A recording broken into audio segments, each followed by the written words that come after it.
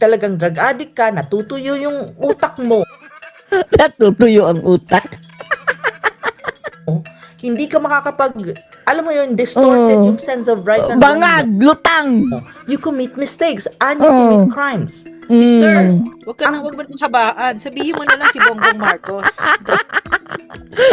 Sa poll na naman si Bongbong Marcos, mga kababayan. Topic lang ang drug addict. Sa poll na naman si Bongbong Marcos.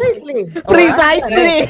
Precisely. Kasi natutuyo talaga yung brain. Alam niya. Natutuyo ang ng psychology. brain.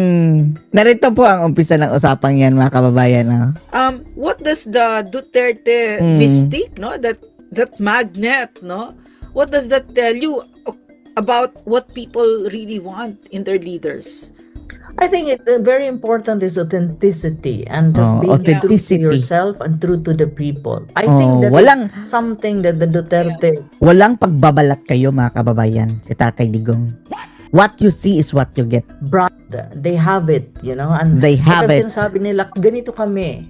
Kung ganito kami, tanggapin, kung gusto nyo kaming tanggapin, pero we will work for the country, we will serve the people.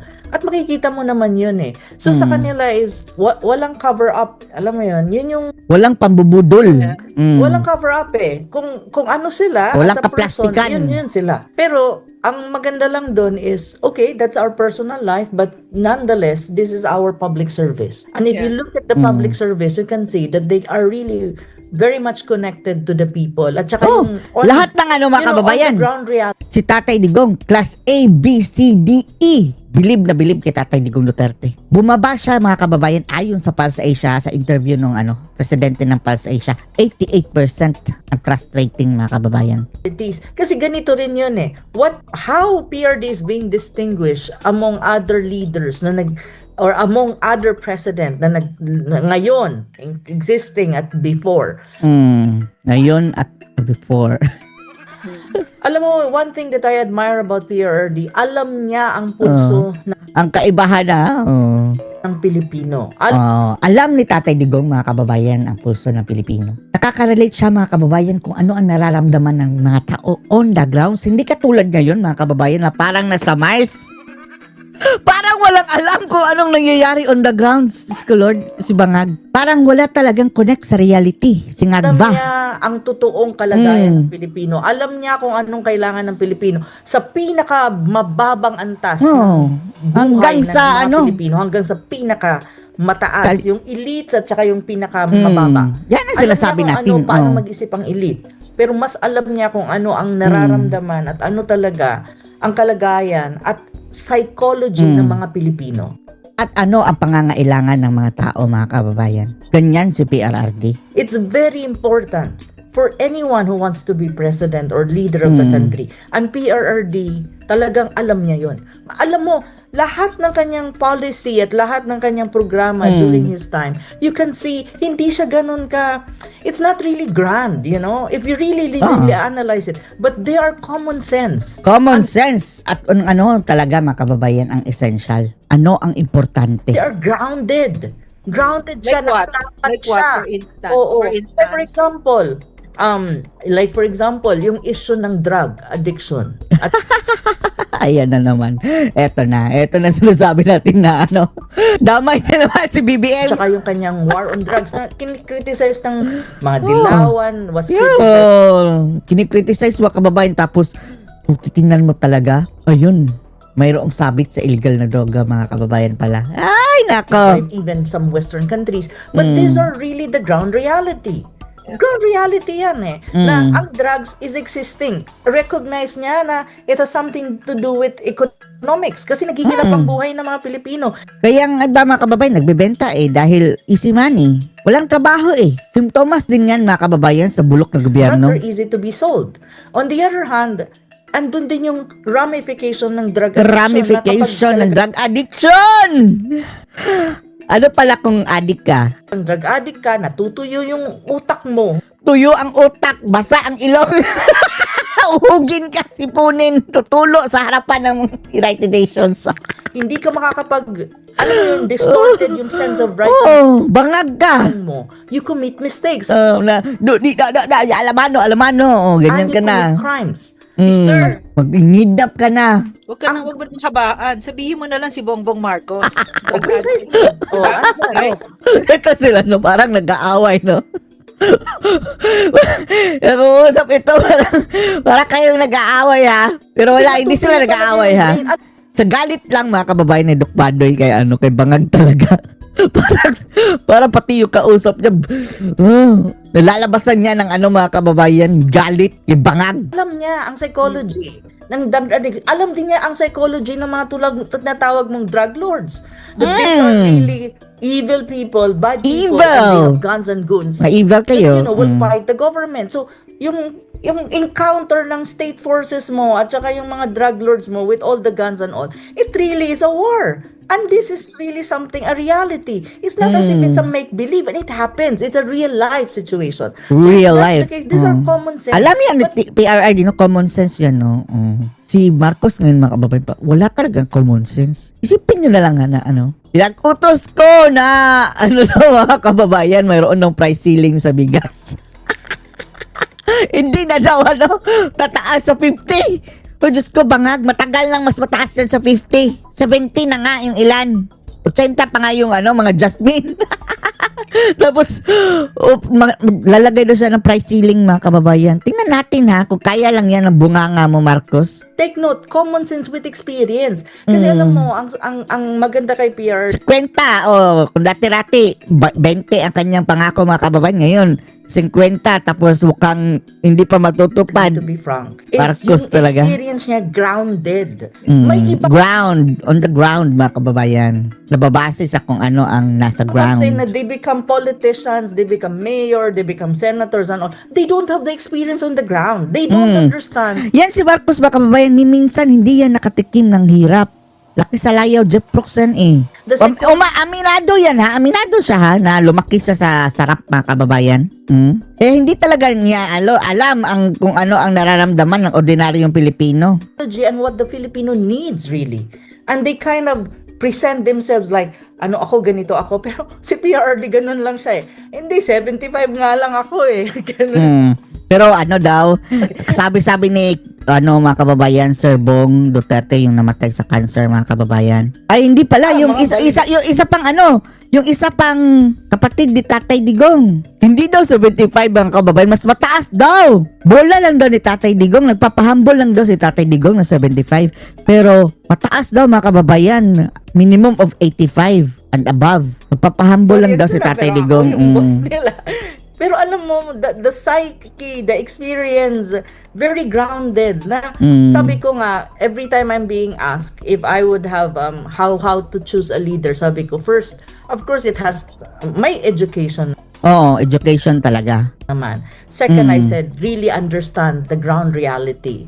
Kaya, mga kababayan, etong tandem ni VP Sara at Senator Marcoleta, napakahusay niyan, mga kababayan, sa totoo lang. Especially, Parehong abogado, learned pareho, mga kababayan. Hindi katulad ng ngagvang ito na second year college lang. in the Philippines. Kasi if you don't understand the ground reality, you don't understand the psyche of the Philippines, you don't understand your country, even the history of your country, you will not be able to come up with policy na may common sense. Oo nga, kagaya ngayon, mga kababayan, walang common sense. PRRD really is that leader. I'm not kidding.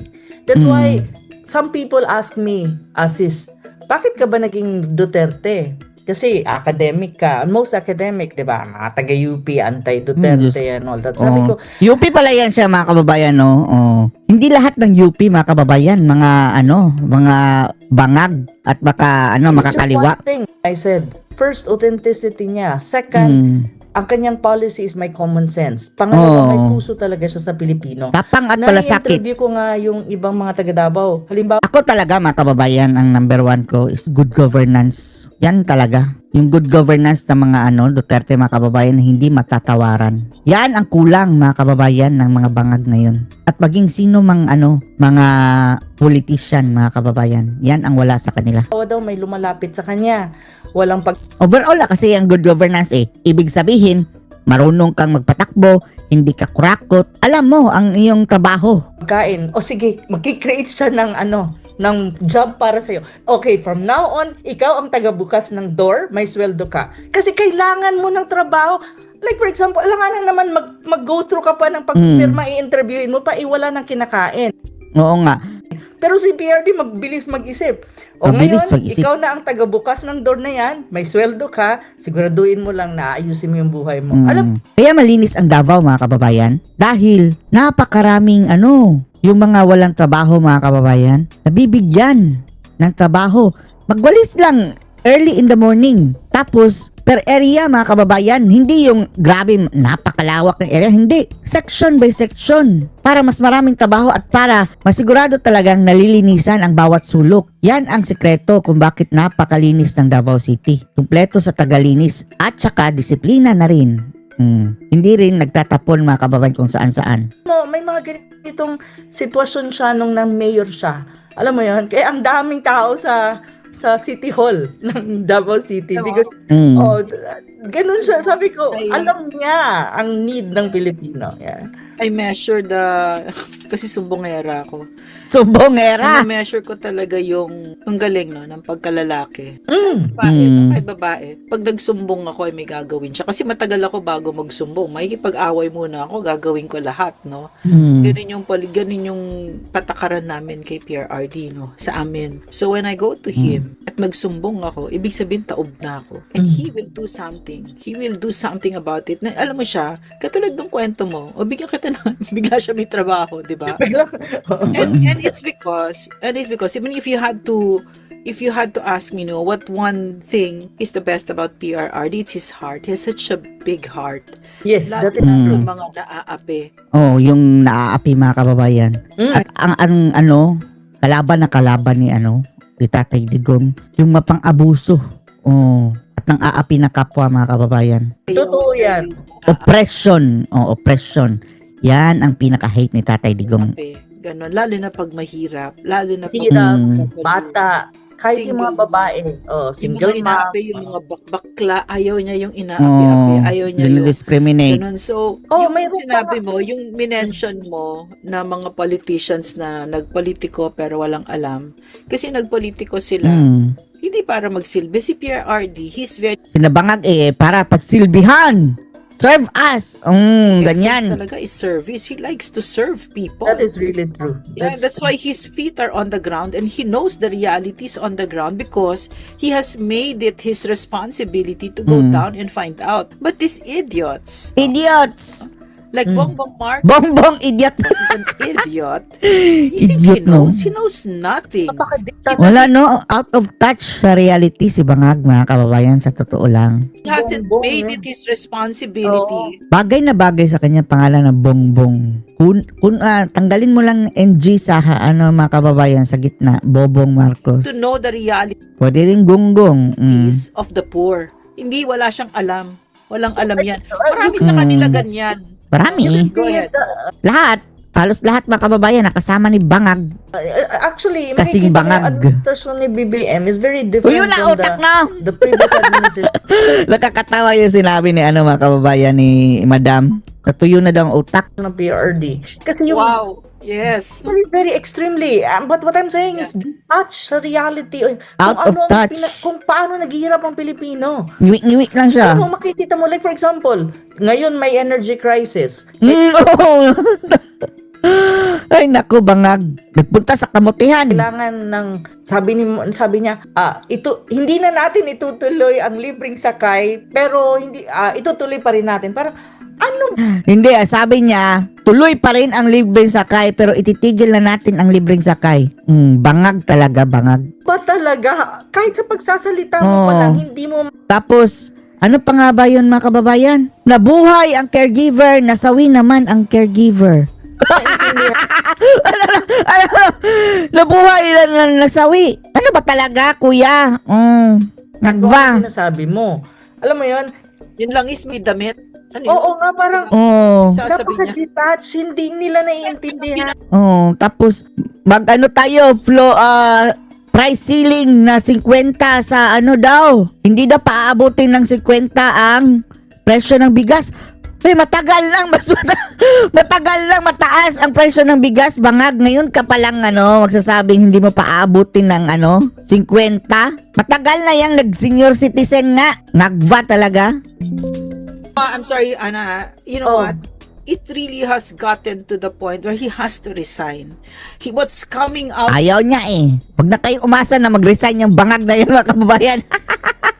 of his mouth is so much bullshit, so much bullshit. foolishness, that at the end of it, it is the Filipino people suffering. They line up. There's no basic services anymore. Wala talaga. The public is Wala. already suffering.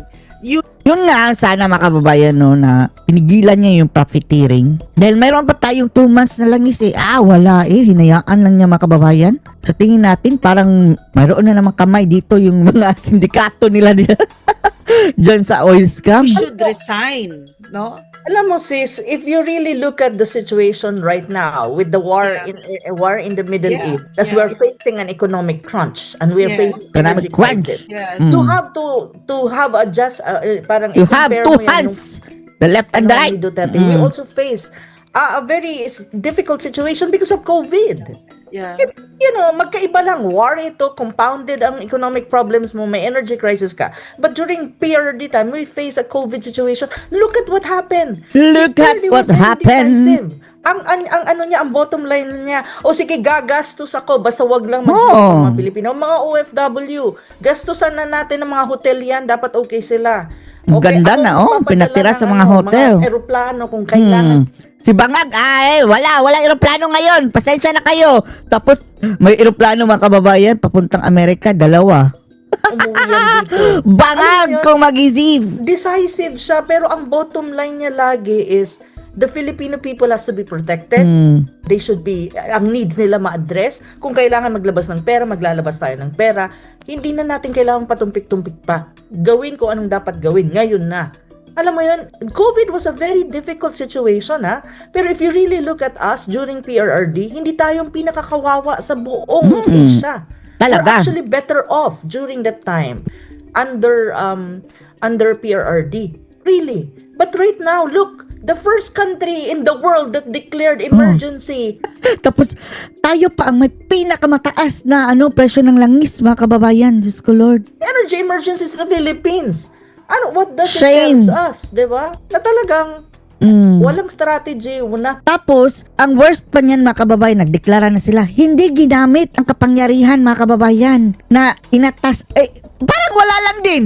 May nararamdaman ba kayo sa may sure sila mga kababayan na sa emergency powers na binigay sa kanila? Wala, di ba? Dapat sana, ginamit na niya yan mga kababayan para i-repeal yung oil deregulation o suspend. Ang kanya lang, bigay-bigay ng ayuda, hindi kailangan ng emergency powers yan, Bangag. For your information. Ungas. hindi niya alam ang gagawin niya, how to go through all of these problems that we're facing as a whole, as a country.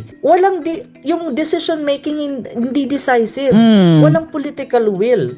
PRD has those. One thing that is very good during PRD time is political will. Pag sinabi niya, gawin nyo. Wala nang etching pa, walang bida-bida Gawin nyo. sa cabinet. Ito yung gawin nyo. Alam mo yon? Ngayon, hindi mo alam eh. Parang, Bahala ka sa buhay nyo. Parang dami ganyan. nagsasalita. Wala kang makitang leadership na malinaw. But during his time, it was difficult. COVID was a very difficult situation. But Uy, siguro kung si Marcos mga kababayan, nasa hukay na tayo ngayon. I'm not kidding. Kung si Marcos ang presidente. We survive. Zombie na tayong lahat, kagaya niya. Actually, 2022, we're still floating and our economy was still good. Floating. And in Si terms Marcos of floating din. Floating high above the sky. death compared to other countries, mababa ang Pilipinas. Even Mababa ang now, lipad, waves, Magdalena. magkaroon tayo ng mga COVID vaccine, mga kung ano-ano. Oh. Ang hirap-hirap ng time na yun. Also, Mag-isa si Tatay Digong mga kababayan. Doon siya nangayayat mga kababayan for your information. And then, anong ginawa ng mga bangag? Yung mga kagaya na Nasoto, nila Lacson, Tsaka, sino pa nga yun mga kababayan? Sina Gordon. Pinakusahan si Tatay Digong na kurakot. Diyos ko Lord. Nagtago mga kababayan sa panahon ng COVID. Lumabas mayroon ng bakuna and then nagbintang. Dahil mayroon tayong mga ambisyon pala mga kababayan. Si Lacson gusto magpresidente. Si Soto, Vice President. Si Gordon, yun din, tatakbo din mga kababayan. Ayun, inidoro lahat. Kung hindi lang nakibangag kay bangag sa Bagoong Pilipinas na mukhang na magic mga kababayan na kumelected, hindi mananalo. Tingnan nyo. During the pandemic, PRRD Tapos si Lacson mga kababayan, ano ngayon, no? Gustong panagutin si Trump. Tapos si Bangag, ayaw niya panagutin si Bangag, si Marcos sa kurakutan. Si Trump pa ang kanyang gustong panagutin, ikulong. Anong kabaklaan yan, Lacson? he had one of his highest trust and approval ratings, while other leaders in the world bagsak ang approval ratings nila, and the satisfaction rate of the way COVID was handled by government was, I think, 88, something like that. So the Filipino people approved, diba? So ano tayo talaga? Better off talaga. I'm not kidding because I studied the situation Better in the than- COVID time comparatively from different parts, and even in Southeast Asia. Better off talaga. At saka, ang believe ako sa kanya is always, kasi nakakausap ko yung iba, like for example, yung mga doktor na in charge syempre kasi it's a health problem. It was a health problem. Alam mo, ang lagi daw sinasabi ni PRRD, may mga proposal. Ito yung proposal namin, paano gagawin, paano ilalatag yan. Let us say about, ang lagi niyang sinasabi, okay ba ang Pilipino? Protected ba ang Pilipino? Kasi bottom line, Pilipino. Kahit anong gawin nyo, kahit anong proposal nyo, ang kailangan ko maintindihan, wala akong problema dyan, magagaling kayo, mga academic kayo, experts kayo, pero ang pinaka-importante sa akin, lagi daw sinasabi ni PRRD, welfare ng Pilipino, okay ba lahat ng Pilipino? Hindi sila magsasuffer. Kasi yun lang ang kailangan kong malaman. Now, kung okay, kaya nyo yan, go. Ganun daw siya. Bottom line niya talaga kung ano ang makakabuti sa mga Pilipino, especially sa mga OFW. Kasi siyempre galing sa labas. Yeah. And the whole time that this COVID was happening, he was the captain of the ship. Yes. And because of his very strong leadership, kami in our own areas, Kasi kasama ka sa cabinet eh. we also stepped up and we had to be strong also kasi we were just following his lead eh. 'Di ba? Phenomenal talaga yung leadership niya. So ano what we're seeing right now, no? The heart of Rodrigo Roa Duterte and his exceptional leadership, no? He was also an excellent executive, no? What we're seeing right now, and it wasn't, I mean, when he was doing all of this, he didn't know that at some point in his life, he was going to be extraordinarily rendered by Bangag, right? He had no idea.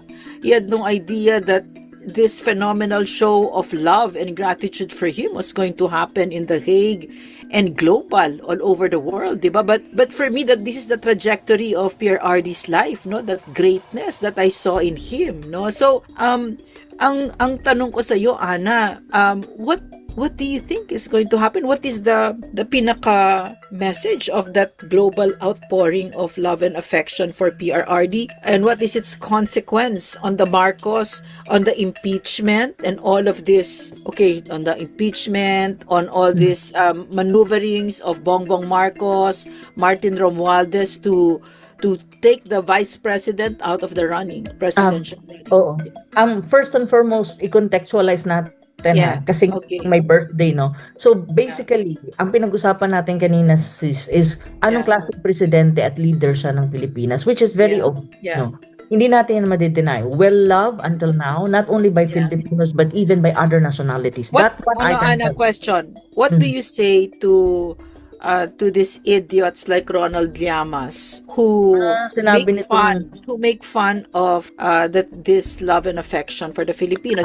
They say who undermine all of that. Okay. Anong sabi nila? Kasi naman that's a sign of insecurity.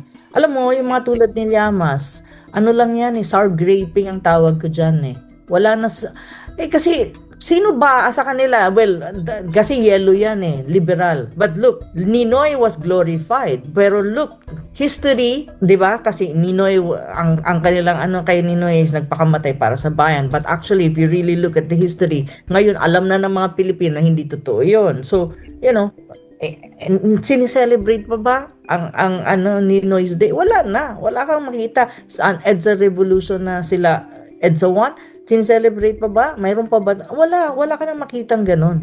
To be frank with right now. Maybe the yellows are doing it, but ito yung Not like before, because before, not for like instance, before, me, I because was so before dilaw. they were blinded because of the propaganda. It was Yeah. everyone was By blinded. Ronald Llamas, right? So The likes of him and others, Yeah. Tiberos, he's a political mercenary and an Oo, opportunist, di ba? oh, So, opportunity talaga. what do Pero you say to people who some mga criticize? tulad ni Llamas, these are just a sense of their insecurity, politically speaking, and sour graping lang yan. At the end of the day, wala silang magawa. At wala rin naman silang, for a person na tulad ni Llamas na nakikita niya yung across the world, even within the Philippines, na makikita mo yung outpouring of love. Syempre, ang tendency kasi niya is to make fun of it, at to make like a joke That's the out of only thing it. they can do, Because that's the only thing they can do. They cannot do anything about it. They cannot Kasi destroy it. kasi They cannot. Ana, they Ganun can't lang do this talaga. No, despite No, they cannot. the billions that Tambaloslos is giving them No, as they media cannot. operations, they can't come up with something like this. No, They alam mo, cannot. at one thing that the whole world should know, it's like this, sis. Lahat ito, alam mo kung galing kanino ang pera na ginagamit mo para mag-produce magluto ng pagdami-daming pagkain, iba-ibang putahe, maraming cake, maraming flowers, all across the world, even in Hong Kong na ako nag-attend doon. Yeah. Galing yan sa bulsa ng ating mga OFW, ha? As in, I'm not kidding. Bulsa yan ng OFW, walang pondo yan na binibigay ng kahit na sinong politiko, kahit na sino.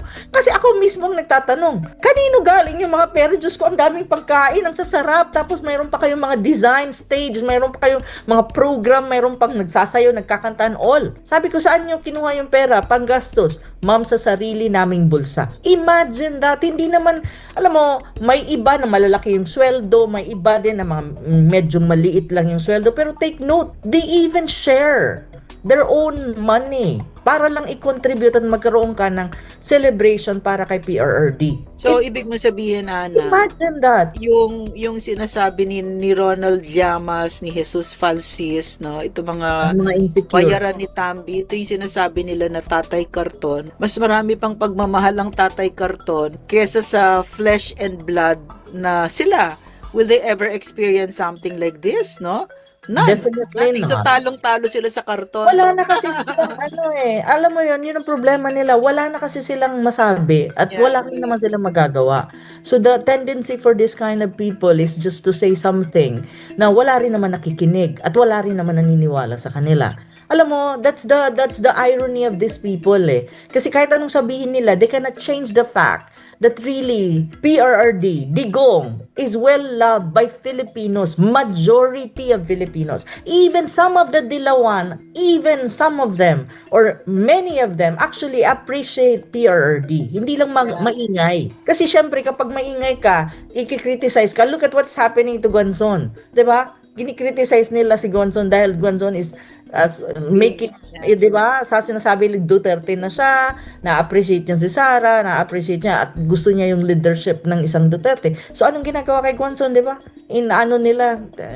Gino-ostracize nila. Pero marami akong kaibigan na not necessarily Duterte and they really appreciate what the former president have done to the country and to the Filipino people. I have a lot kasi ang karamihan ng kaibigan ko are not actually DDS but they acknowledge kung anong nagawa ng former president and they're also not happy na nasa ICC, naka-detain pa rin siya at nasa prison pa rin siya ng ICC. Marami yan. I'm not kidding. Kasi karamihan ng kaibigan ko from the academe. Ang karamihan ng kaibigan ko from the universities. Karamihan ng kaibigan ko, these are people na middle class up. Alam mo yun? They acknowledge.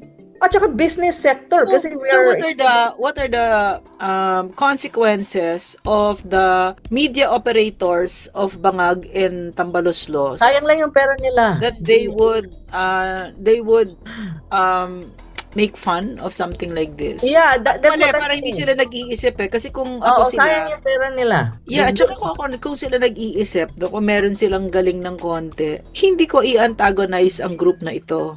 'Di ba? I'm going to try to win them over to my side, 'di ba? Mm. But wala eh. Pero I think that siguro there's no way of winning them to their side already. I mean, with a group like this, you think you can win over them? Bring them to the side of virus? Kasi si Ronald Llamas, of course, wants the girlfriend to be president, di ba? But you think they can win them over to that side? No? I don't know eh. Parang wala nang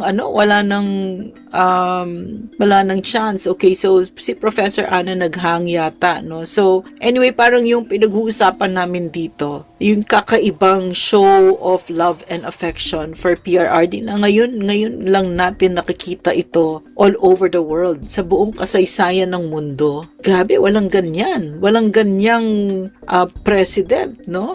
Ang sinasabi ko nga, kahit anong sabihin pa ng mga tulad ni Llamas, first, wala silang magagawa. Pangalawa, hindi nila mababago ang katotohanan na PRRD really is well loved by most Filipinos, if not all. Third, kahit magpatiwarik sila, hindi nila ito mababago. That's really the truth. And third, kahit anong gawin nila, ang mga supporters talaga ni PRRD, yung Duterte, solid those supporters, kahit anong gawin nila, humiga pa sila sa gitna ng kalsada, magpatiwarik sila, to be very frank, hindi nila makukuha yan. Kahit anong gawin nila. That's one thing I can tell you.